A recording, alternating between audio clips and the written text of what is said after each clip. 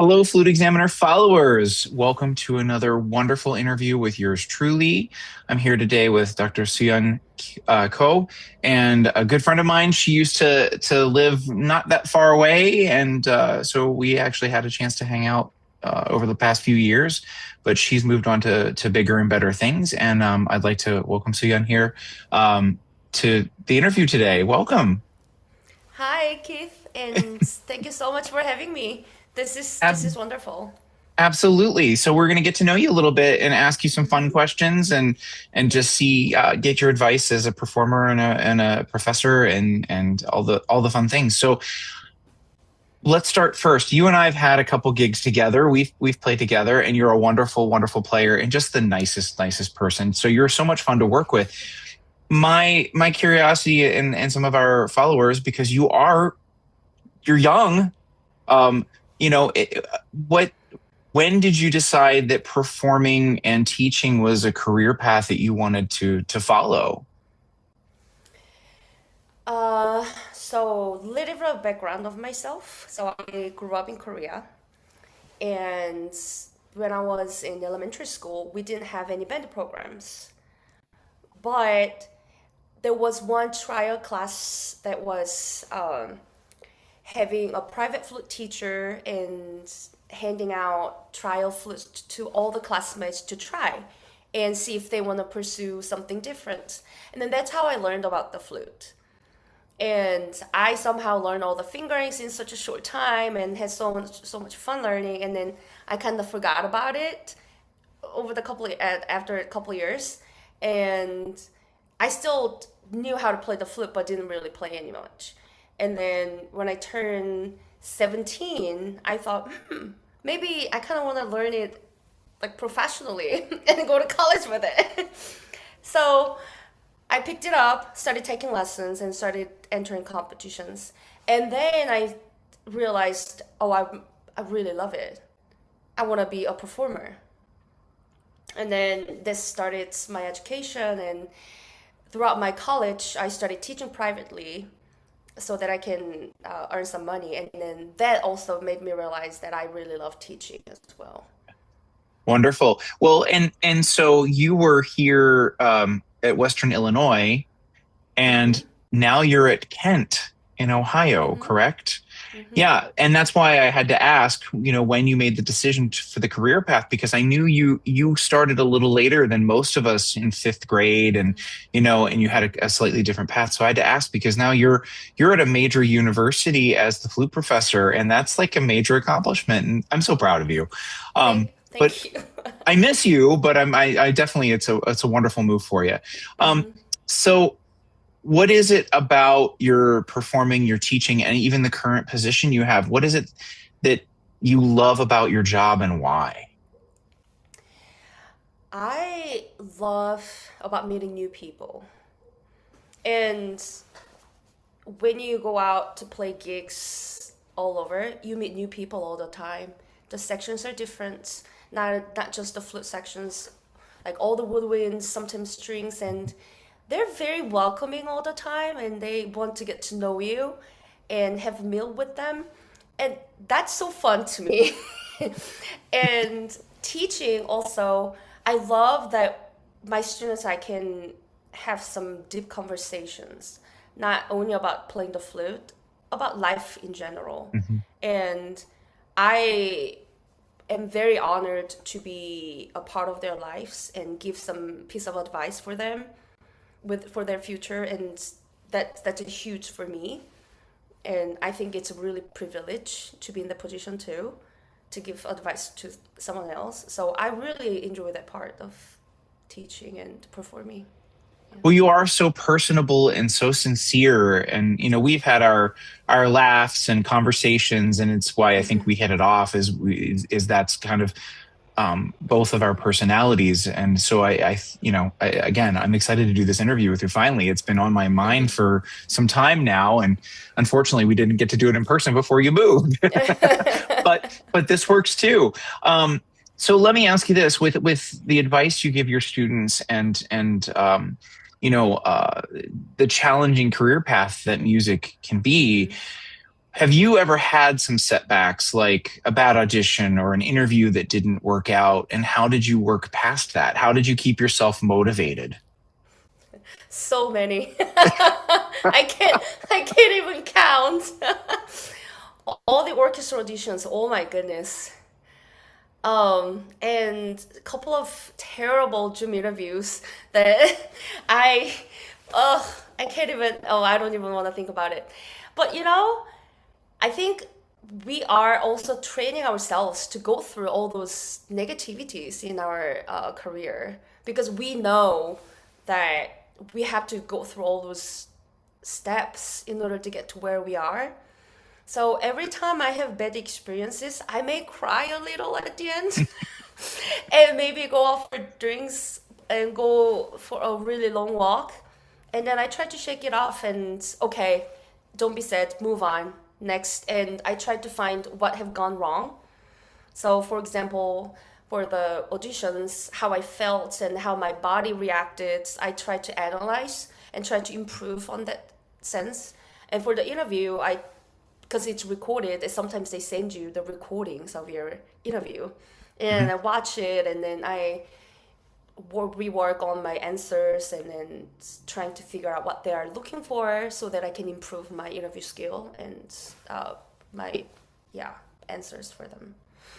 So I think Yeah. that's important for all of us is self-review, assess what's gone. Mhm. Don't blame yourself, but figure out Mhm. what wasn't right and then try to Mhm. figure out how to move past that. So I think that's wise and it's also not a self-deprecating kind of thing. It's Mhm. you're just assessing what was off, what wasn't right, or maybe it just wasn't a good fit. Yeah, yeah, that also. Yeah. Yeah. I've gone to one on-campus interview and I immediately knew they was not a good fit for me.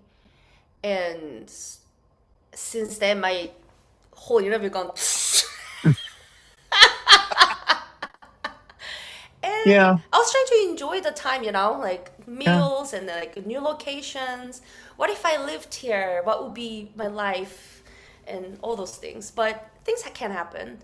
I always tell my students after mock juries or some performances, sometimes they walked into my room saying, "Oh, I played terribly."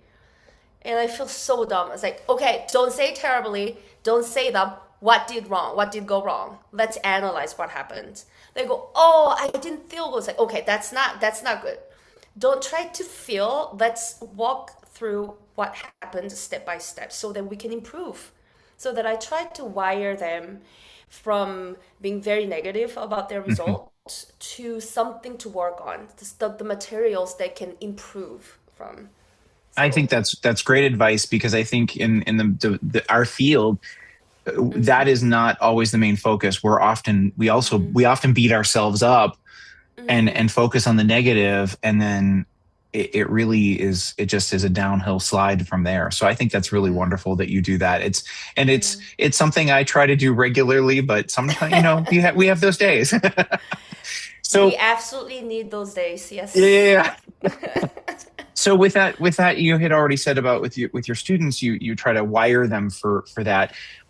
If you have students that are coming in and this is on the forefront of my mind because I do have some students that are graduating and looking to schools Mhm. and so what advice do you have for students who are college shopping or that want to follow a career path like yours? Mm. So I advise students differently, depend on their grade. So for students looking to enter undergraduate, I try to tell them that you want to find a teacher who would help you to build healthy practice routine and really help you to figure out what kind of musician you are and what would be your path or what you would enjoy having as a career.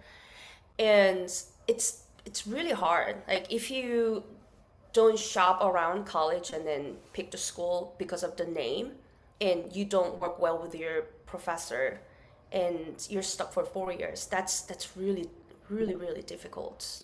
Yeah.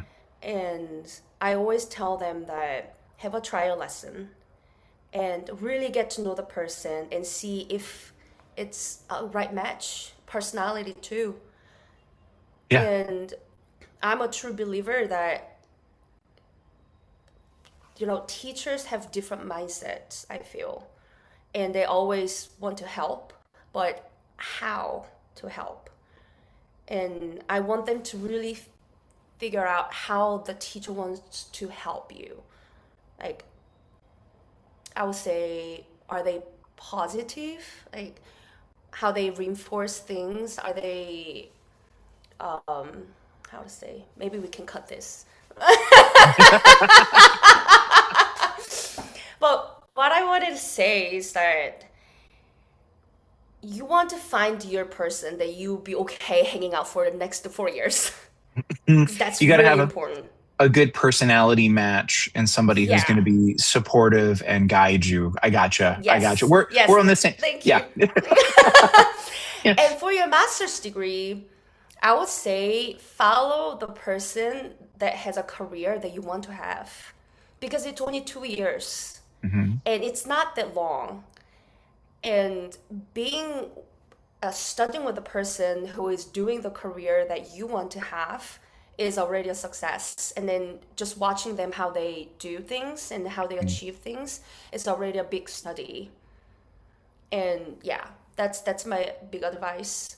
Um, After I completed my master's degree, I took 1 year off because I didn't know who I wanted to study with, and I was not sure what I wanted to do too. Uh, I wasn't sure if I wanted to be a professor or orchestra player. So during that time of 1 year, I took lessons from teachers that I admire the most. Mhm. So I picked 5 different teachers all around the United States and flew to them and had a lesson with. And I found my person that I really enjoyed having lesson with, and then that's where I got my doctoral degree. Wonderful. Yeah, Yeah, yeah. the personal relationship with you spend so much time with that particular teacher, theory teacher, it's a couple classes and then you're done. But that Mm, private lesson teacher, they do in some cases become like family and mm-hmm, a mom or a dad, a parental figure, but also a mm-hmm, professional guide. And yeah, like you said, it's important that you are able to get along with them. So mm-hmm.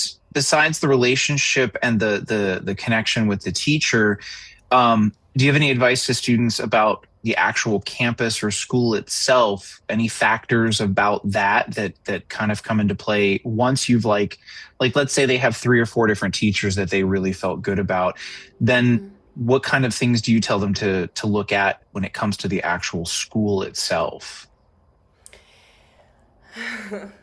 It's I know it's a very, um very broad question. I know.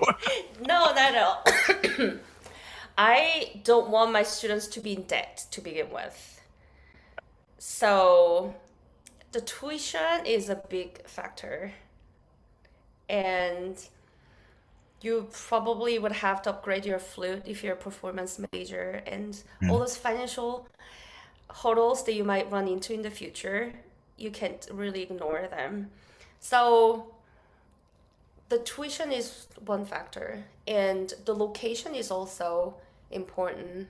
I feel. Bigger city, you might have more gig opportunities during the time mhm, of study, and bigger school, you might have more opportunities, but also you might not have opportunity to play in the orchestra because it's big and there are mhm. so many great players. But in small school, you might have more opportunities playing in the orchestra because it's smaller and a smaller group. So if if you like the big city and want to enjoy like bigger orchestras, even though if you're not playing, then that might be a good fit. But if you want to actually experience playing in the orchestra or like a bigger band, then that might a smaller school might be a good choice.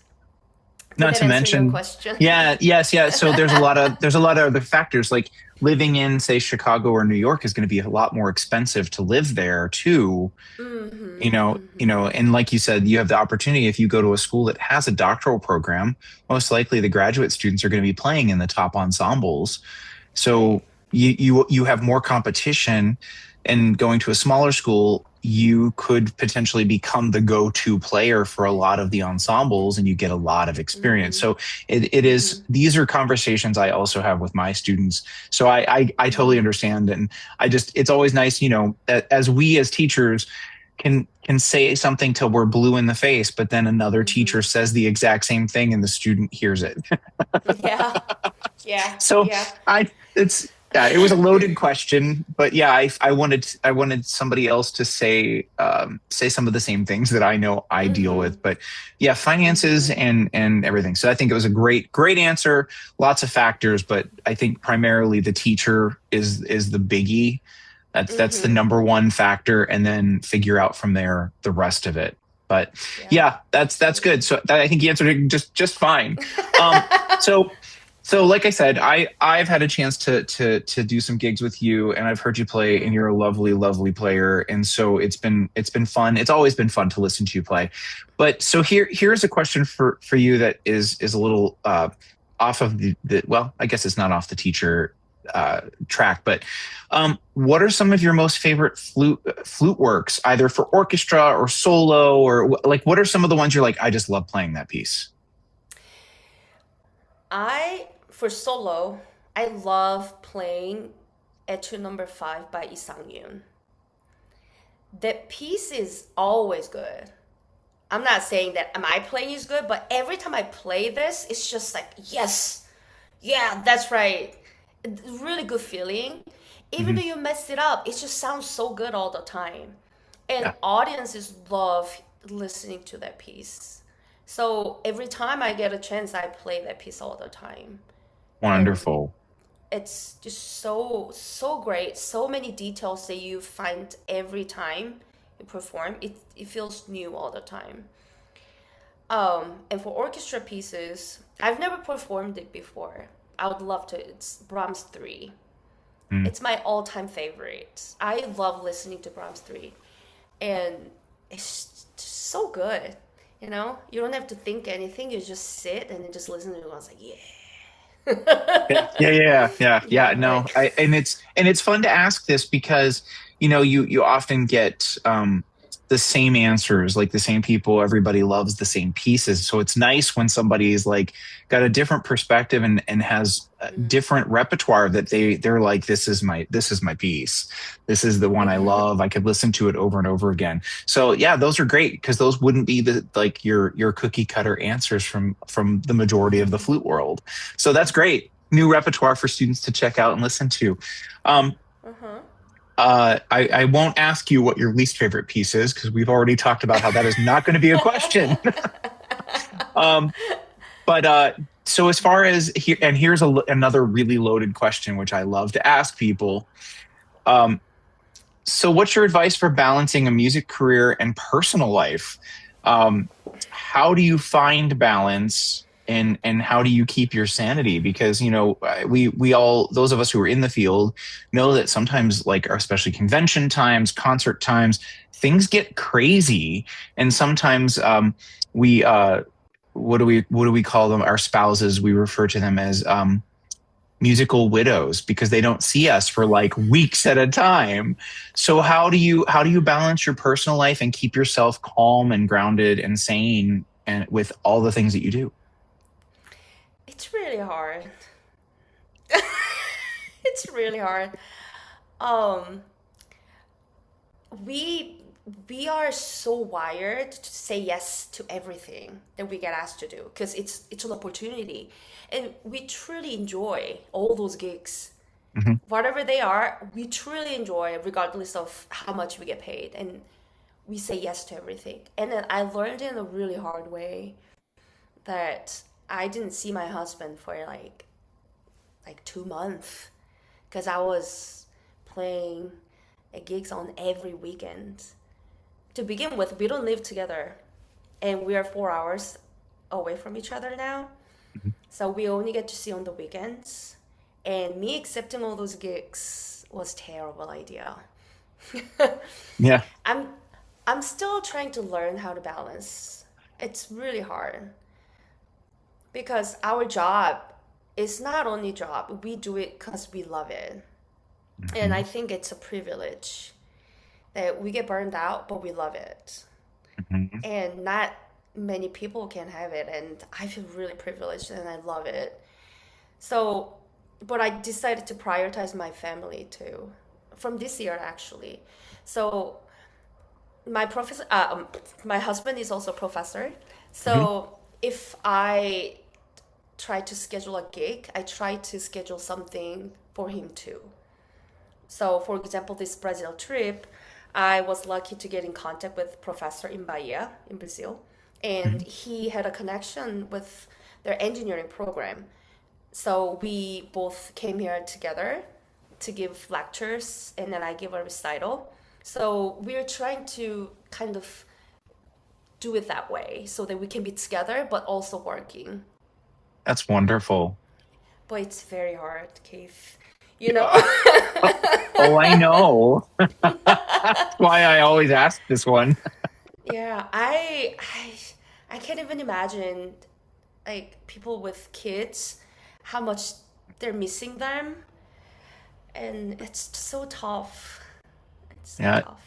Yeah, I think it does come down to making the choice for your priorities, especially like, Mm-hmm. when some gigs you instead of just saying yes to everything, you start learning to say no when you need Mm-hmm. to.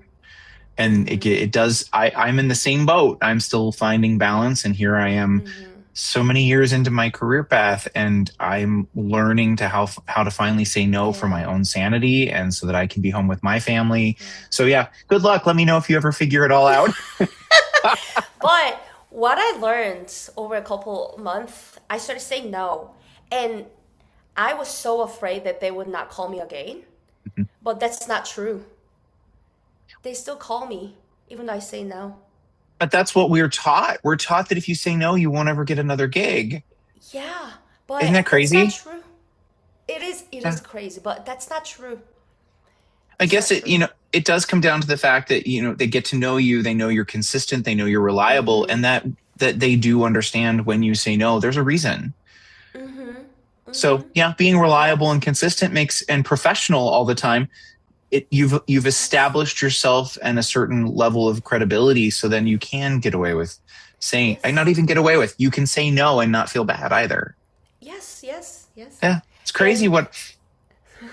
Yeah, yeah, it's somebody said it really nicely, and I say no, but I'm giving this opportunity to someone who'd love to have it and who'd enjoy it more than I do. yeah, So I see it that way, and then it's really helpful.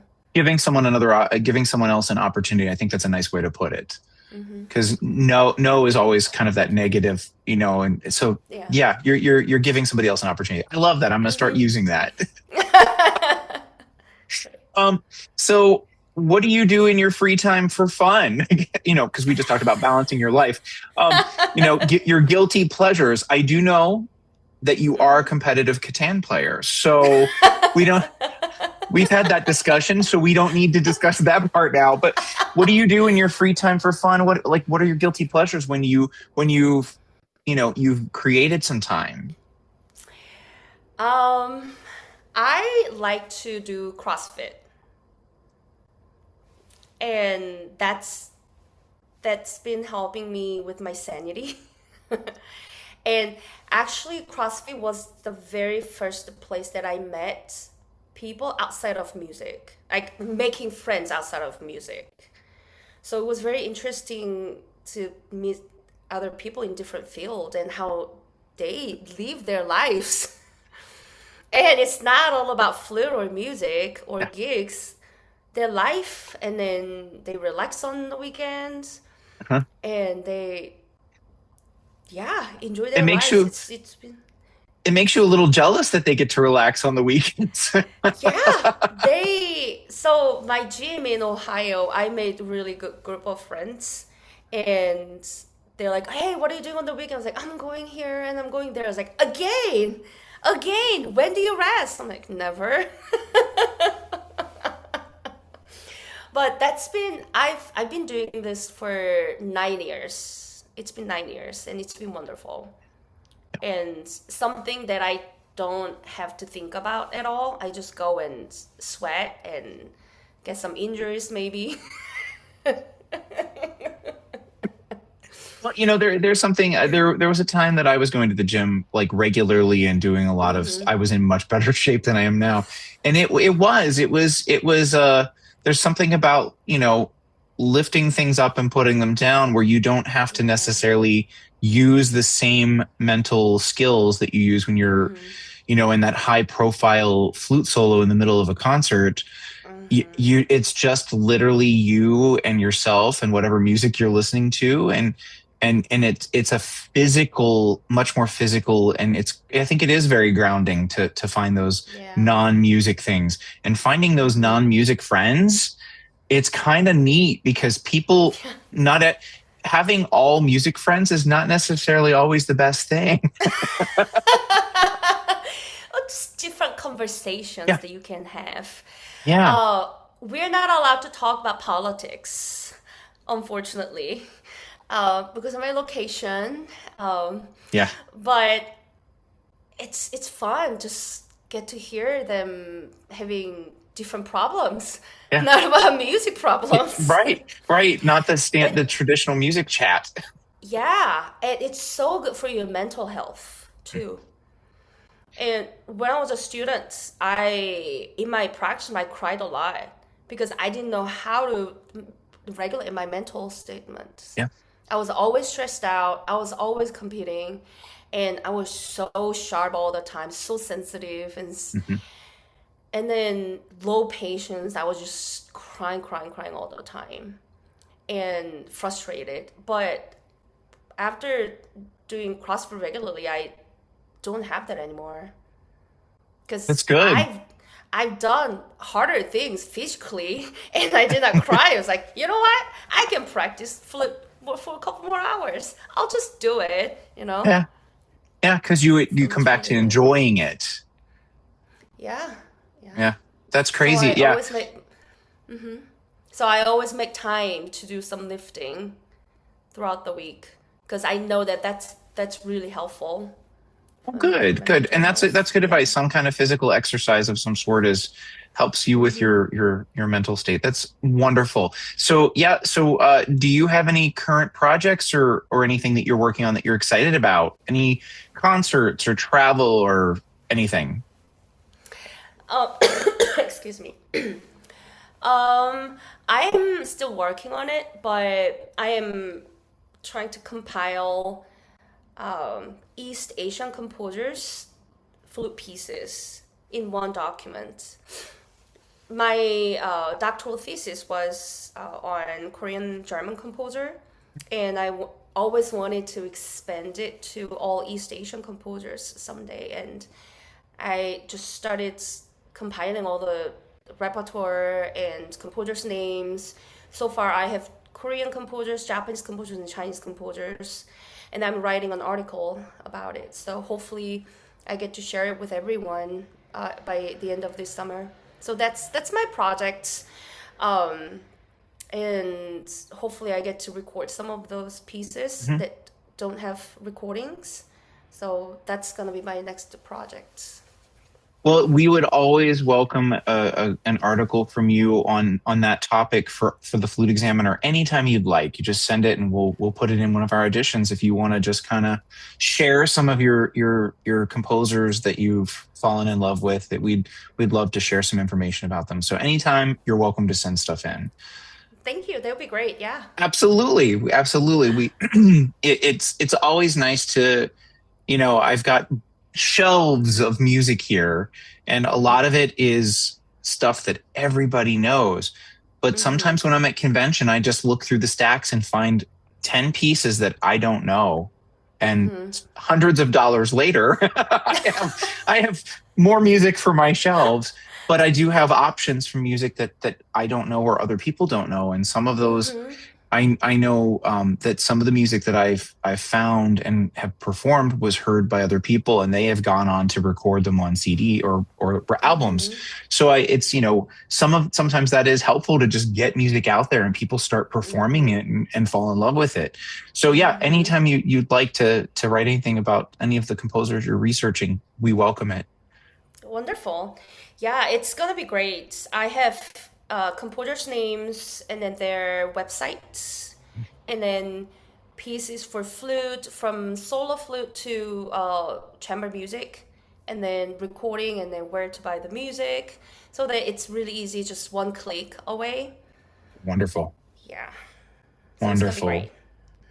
Well, I am so excited that I got to see you. I know we've chatted back and forth here and there about this and just Hmm. various and sundry other things, but please let me know if you're back in town because I'd love to grab a drink or maybe arm wrestle over some Catan or I don't know. We'll figure something. I never lose. I Oh, know. Catan. I always win. I know. And now that you're doing CrossFit, I don't know if I'd win at arm wrestling either. So but please and give your best to your husband for me. I know you I guys will. have it's been a struggle with all the travel and the jobs and things. So I'm glad you guys are finally finding ways to make it work and everything. So and Thank you. so happy you were able to take time today from Brazil, no less. I forgot to mention that at the beginning that we're doing this interview while you're in Brazil. So Yes. yeah, so thank you for taking the time to join the Flute Examiner and do this interview. And we miss you here in the area. So come back and visit anytime. Thank you. You're so sweet. Uh, well, again, thank you so much. It's been a pleasure. And Flute Examiner friends, keep an eye out because she's doing big things, and we love her to death. Well, thank you. It's my honor to get to talk about myself. And yeah, it's weird that I get to talk about myself. It's very vulnerable feeling, but But but you did a great job, and we're happy thank to you. have you. So thank you, and bye Thank you. bye, Flute Examiner followers.